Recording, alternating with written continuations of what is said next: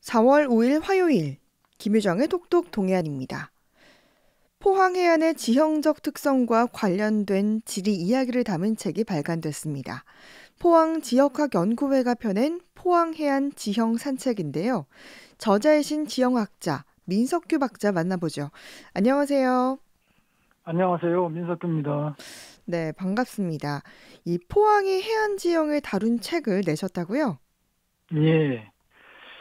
우리나라에 유명하다는 명승지나 경치 좋은데 안내판을 보면은요, 거의가 경관, 즉, 지형에 얽힌 전설만 적어 놓은 것이 대부분입니다. 예, 예를 들면, 포항시 남구 동해면의 마산리 해안에, 먹바우, 그러니까 이제 검둥바위라고 하는데, 예, 거기 안내판에 보면, 연호랑과 새우녀가 타고 갔다는 바위가 아닐까라고만 적혀 있어요. 예, 어디에도 먹바우가 어떻게 만들어진 지형이라는 설명이 없습니다. 예, 소위 말하는 전설 따라 삼천리식의 안내판이 음, 대부분이에요. 예, 제가 2014년에 지형답사를 갔던 뉴질랜드 같은 경우는 우리하고 많이 달라요. 음, 거기는 명승지의 안내판에 지도, 위성사진, 지질도 이런 거를 제시하고 그 아름다운 경치가, 이게 지형이죠. 어떻게 형성되었는지 그런 음, 지리적인 설명에 중점을 두고 있더라고요. 예. 아마 먹바우가 뉴질랜드 해안에 있었다면은 안내판에 이렇게 적혀 있었을 겁니다. 먹바우는 파랑의 침식으로 해안선이 후퇴하는 과정에서 형성된 침식을 견디고 남아있는 시스텍이라는 지형이다. 이렇게 음, 돼 있을 거예요. 예, 우리가 이제 무에서 유를 창조할 수 없듯이 이게 지형 경관이 없는데 신화와 전설이 만들어질 수는 없는 거거든요. 예, 그래서 포항 해안 지형 산책은요, 전설뿐만 아니라 이런 지형적인 해설도 필요로 하는 분들에게 도움을 주려고 사실 이 음, 책을 집필하게 됐습니다. 예, 그렇군요. 그러면 이 포항 해안의 좀 지형적 특성은 어떻습니까? 우리나라가 동서남북이 3면이 바다잖아요. 예, 예, 그런데 이 해안선의 특징이 세 바다가 다 달라요. 예, 이제 서해와 남해 같은 경우에는 섬, 만, 반도가 많은 소위 이제 드나름이 복잡한 리아스 해안을 이루기 때문에요. 실제 해안선이 아주 길어요. 예, 꼬불꼬불하니까.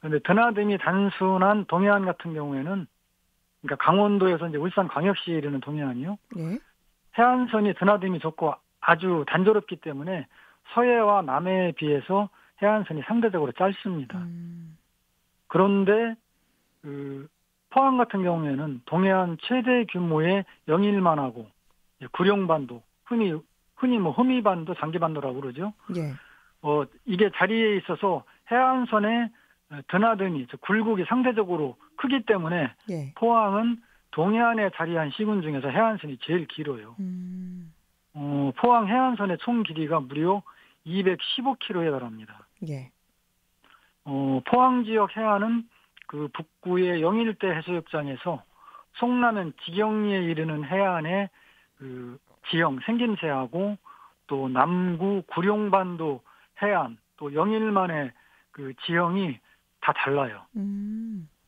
또 구룡반도라고 해도 임곡리에서 호미곶에 이르는 서쪽 해안하고 예, 호미곶에서 장기에 이르는 동쪽 해안의 생김새가 달라요. 그렇군요.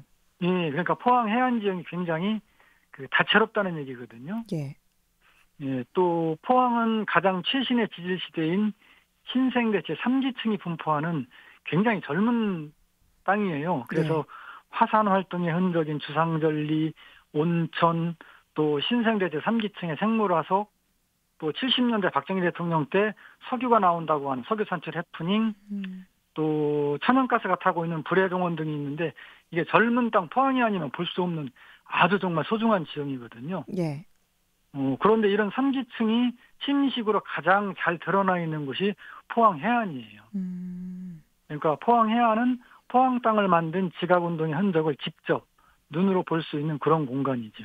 예. 정말 뭐 말씀하신 것처럼 우리 동네 해안이 어떻게 만들어진 건지, 어떤 지형적 특성이 있는지 이걸 알고 본다면 훨씬 더 그것이 소중하고 의미 있게 여겨질 것 같은데요. 예, 책에 보니까 이 포항 해안 해안의 지형을 네 부분으로 구분해서 설명해 놓으셨다고요? 예, 제가 이제 그렇게 한 거는요. 예. 사실 그 지형 관련 책자는 이제 주로 지리 전공자들이 많이 찾아요. 예. 이제 그러다 보니까 책의 내용을 어떻게 구성하느냐면 예를 들면 뭐 하천 지형, 화산 지형, 카르스트 지형 이제 이런 식으로 주제별로 기술이 돼 있어요. 예. 요걸 이제 해안 지형을 예를 들면 좀 상세하게 말씀을 드리면 해안 침식 지형 그래가지고 뭐 파식대, 시스텍, 시아치, 뭐 해시계 이렇게 또 설명을 하고 있고 음.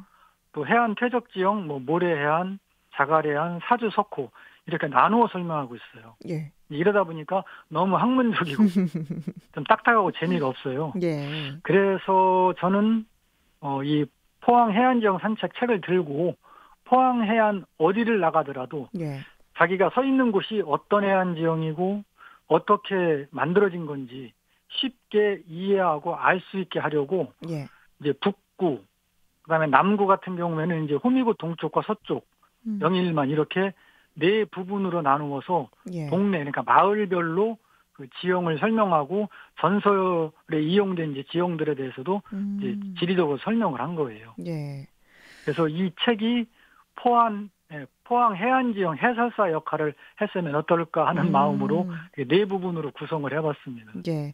그러면 우선 이 포항 북구의 해안 지형은 어떤 모습이고 어떤 이야기를 담고 있습니까? 예, 그 이제 북구는 영덕군하고 경계를 이루잖아요. 예. 그래서 지경리에서 이제 영일대 해수욕장으로 이어지는 이 포항시 북구 해안은 뭐 일반적인 동해안처럼 드나듦이 아주 작은 그런 단조로운 해안을 이루고 있어요. 예. 이걸 이제 영문자로 좀 비교해서 쉽게 말씀드리면 시자와 또 시자를 거꾸로 뒤집어 놓으면 역시자가 반복되는 형태의 해안이에요. 예. 그러니까 시자는 바다가 육지로 오목하게 들어온 만이라고 보시면 되고 이제 역시자는 육지가 바다 쪽으로 볼록하게 튀어나온 곳, 예. 우리가 헤드랜드라고 그러죠, 영어로. 곳이라고 생각하시면 돼요. 예. 그래서 만해는 화진해수욕장, 뭐 조사리 간이해수욕장, 오도리 간이해수욕장, 올포해수욕장, 칠포해수욕장 이런 이제 그 파랑의 퇴적으로 만들어진 지형들이 자리에 있고요. 예. 곳에는 뭐 조사리의 해안단구, 흔히 이제 우리말로 바다계단이라고 그러는데 동해안에서 사람이 살아갈 수 있는 아주 중요한 지형이거든요. 예. 또 이제 검은 주상절리로 이루어진 뭐 오도리의 오도섬이나 또 작도 까치섬이거든요. 우리말로 이런 멋진 이제 그 바위 해안을 이루고 있는 곳이 곳이에요. 예. 그러면 이 영일만의 모래해안 지형은 어떻습니까? 예, 그 포항 제철이 건설되기 전에 이 형산강이 실어온 모래가 영일만에 아주 거대한 모래 해안을 만들었었거든요. 예, 예. 현재로 얘기하면 영일대 해수욕장에서 송도 해수욕장을 거쳐서 도구 해수욕장에 이르는 이게 장장 11km가 넘는 거대한 모래 해안이었습니다. 예. 이게 조선시대에는 이 영일만의 거대한 모래 해안을 어룡사, 물고기어, 용용, 모래사라고 불렀고요. 예. 그 조선시대 여러 고지도에도 이 어룡사라고 기록이 되어 있을 정도로 예. 영일만을 대표하는 이 지형이 바로 영일만의 모래 해안이었습니다. 그런데 이제 일제 강점기부터 이제 포항시가지가 개발이 되면서 조금씩 훼손되기 이제 시작을 했고요. 이게 이제 포항제철이 건설되고 포항이 빠른 도시화를 겪으면서 영일만 모래 해안이 본격적으로 훼손이 돼가지고 현재는 뭐 거의 본래 모습을 많이 잃어버렸어요. 예. 그래서 형산과 하구에 발달한 이제 영일만의 모래 해안은 현재 포스코하고 또 포항시의 확장으로 인해서 영일대 해수욕장 따로, 그다음에 송도 해수욕장 따로, 도구 해수욕장 따로 이렇게 세 개 해수욕장으로 분리돼 버렸어요. 원래 하나의 모래 해안이었었는데. 예, 게다가 이 세 해수욕장이 침식도 굉장히 심각합니다. 그래서 시민들이 관심을 갖지 않아서 그렇지 매년 어마어마한 양의 모래를 해안에 붓고 있어요. 예. 그런데 이거는 사실 근본적인 해결책은 아닙니다. 그렇군요. 안타깝죠. 그리고 또 이제 구룡반도 서쪽과 동쪽으로 구분을 하셨는데, 그럼 이곳의 해안은 또 어떤 특성을 지니고 있습니까? 예, 이제 구룡반도 동쪽 해안, 그러니까 이제 구만리에서 석병리 장기로 이어지는 이쪽은요, 동풍이 아주 강해요. 예. 그래서 이 강한 파랑의 침식작용으로 구만리에서 석병리에 이르는 해안은 전국에서 가장 규모가 큰 해안 단구가 발달했습니다. 예. 예, 처음 들어보시는 그 용어인데, 해안 단구는 해수면보다 높고 평평한 계단 모양의 지형을 말하는데요. 예. 그 구만리 까꾸리계에 있는 독수리바위 아시죠? 예, 예. 그 안내판에 바다계단이라고 써놓은 곳이 바로 해안 단구예요. 예. 이제 일반인들이 보시면 구만리에 청보리밭, 유채꽃밭이 있는 평평한 땅이 바로 해안 단구입니다. 또 상생의 손이 있는 그 바닷가에 그 바위가 펼쳐져 있는데, 이게 파도의 침식으로 만들어진 파식대라는 지형인데요. 이 파식대가 바닷속으로 이어져서 수중 암초들이 많이 형성이 되거든요. 수중 암초는 우리 눈에는 안 보이죠. 그런데 이런 수중 암초는 천연오초라 해조류, 폐류, 어류의 서식처가 돼요. 그래서 구룡포에 해녀가 많은 것도 이런 파식대와 수중 암초가 발달했기 때문입니다.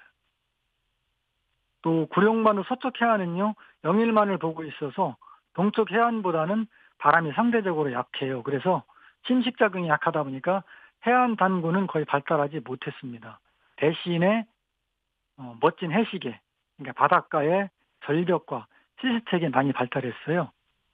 미인바위, 얼굴바위, 선바위 이런 것들이 바로 해시계하고 시스텍에 해당이 됩니다.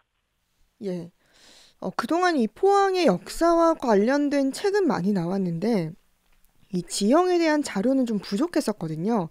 그런 네. 의미에서 이번 이 포항 해안 지형 산책의 발간은 정말 중요한 작업인 것 같은데, 이 포항 해안의 지형 산책을 다니면서 또 어떤 것들을 느끼셨는지, 그리고 이제 지형 보존을 위해서 우리가 함께 노력해야 할 일들이 있다면 말씀해 주시죠. 예, 215km에 달하는 포항 해안은 말 그대로 다양한 해안 지형의 전시장이고 지질 박물관이라고 해도 과언이 아니에요.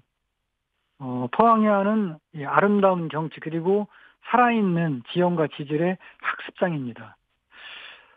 제가 알기로는 해안에 자리한 전국의 지방자치단체들이 해안을 휴식과 관광의 공간으로 만들기 위해서 그 투자, 그다음에 또 관광 자원화할 수 있는 의미 있는 지형지물을 찾아서 스토리텔링도 하는 등 굉장히 많은 노력을 기울이는 것으로 알고 있거든요. 그에 비해서 이제 포항은 정말 좋은 해안 지형 자원을 갖고 있어요. 그것도 인구 50만이 넘는 큰 도시 가까이에 아주 좋은 해안이 있지만 그 가치가 제대로 알려지지도 못하고 그냥 방치되어 있는 경우가 많아서 참 안타까웠습니다. 포항 해안도 잘 가꾸고 보존한다면 전국 어디에 내놔도 손색이 없다고 제 개인적으로 그렇게 생각을 하고 있습니다. 네, 포항 해안 지형 산책의 저자이신 지형학자 민석규 박사와 이야기 나눴습니다. 말씀 고맙습니다. 감사합니다.